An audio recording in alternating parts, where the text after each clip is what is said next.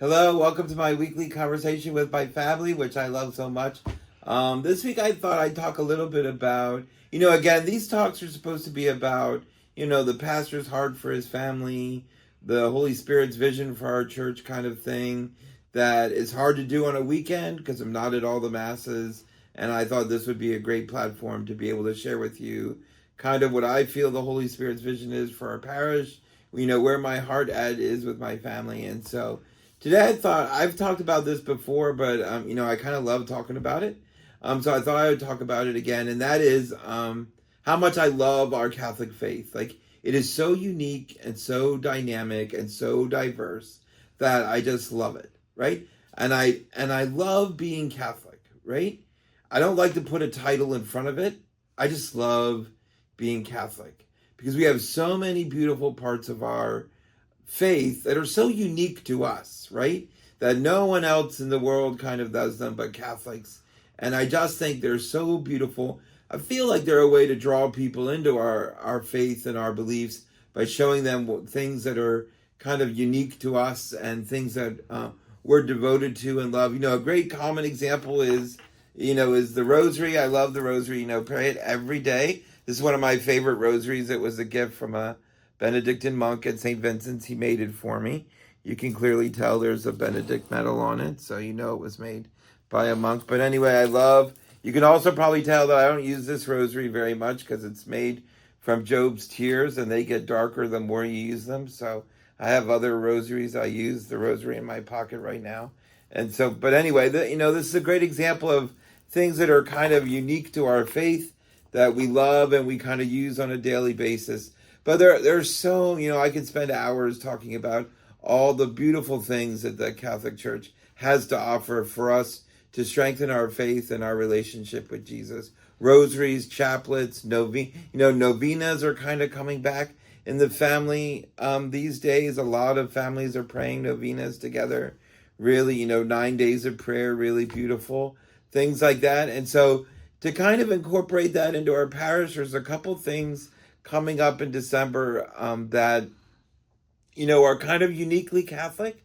And I thought we could start doing it at our parish. Again, I do these things at our parish because I know our parish, and you do too, like, as a strong parish in the faith who love their Catholic faith. And I know their parishioners out there are excited about, all the things that we do that are Catholic. And so here's a couple more. And the first one is we'll start having December 1st a principal mass, which means that it'll be like the main mass of the weekend. And what that means is at that mass, the priest will sing more of his prayers, will be sung, and we will use incense at that mass. So that mass will kind of have all the parts you would expect to be in kind of a full Catholic mass, and that will be the 8 a.m. Shrine Church Mass on Sundays.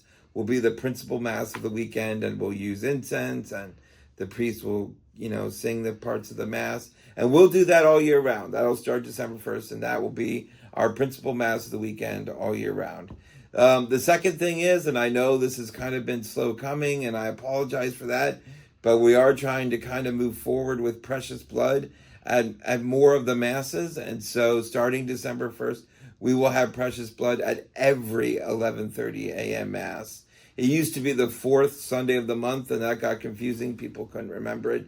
So we'll start having precious blood offered at the 11:30 a.m. Mass every Sunday starting December 1st.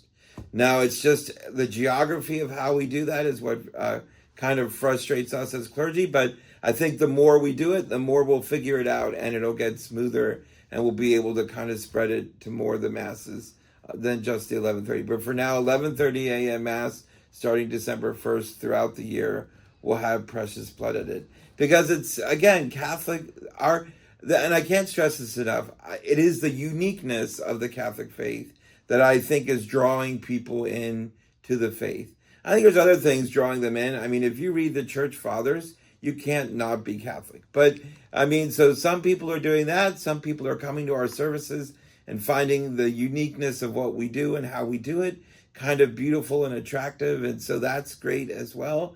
Some are finding how we decorate our churches and the way we kind of make emphasis in our churches is beautiful. And so I think it's just a great idea to kind of incorporate as much of our Catholic unique faith as we can.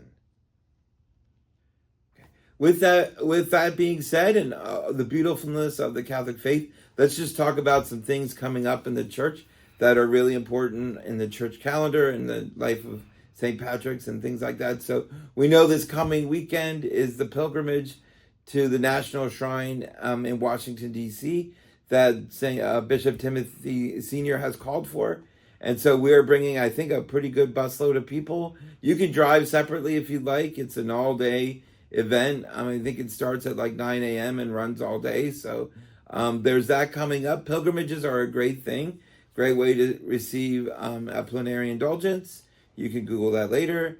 It's a great way to kind of see the heart of the diocese and maybe visit friends you haven't seen in a while.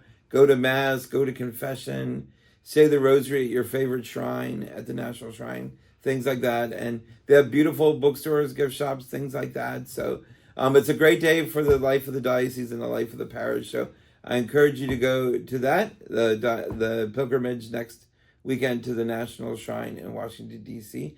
Christ the King Sunday is coming up, the end of our year, end of our liturgical year is coming up. So we're getting ready to move into our Advent season. So, we always have that kind of Advent preparation table set up in the narthex of both churches. We have books and Word Among Us, and Plotky will be there, I think. And, we'll have a nice way to take some things to prepare you for Advent this season, which is one of, my favorite seasons. And so I encourage you to participate in that as best you can. What are some other things coming up, I think? Right now, Advent and the pilgrimage are two big things coming up that we know. Oh, the craft. Yes, my director just said the craft show. Yes, please come to the craft show. There'll be some great crafts there and things there. I just got a sample of one of the crafts that will be there that I'm very excited about. And so it's a limited edition ornament, but I'll let you figure out which one it is. So please come to that. It's a great community event, a great way to share with our community our love for our neighbor. And so please come to that as well. Our school play is coming up November 22nd, 23rd. I think it's 6:30, 6 p.m., something like that in the evening.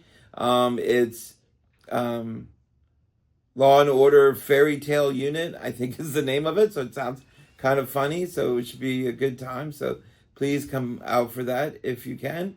Just a lot of things going on. I think the grades are wrapping up for the first quarter or trimester or whatever. And so the kids are all getting their tests in and things. So please keep them in your prayers as well. So thank you so much. Have a great week, everyone. Love you all.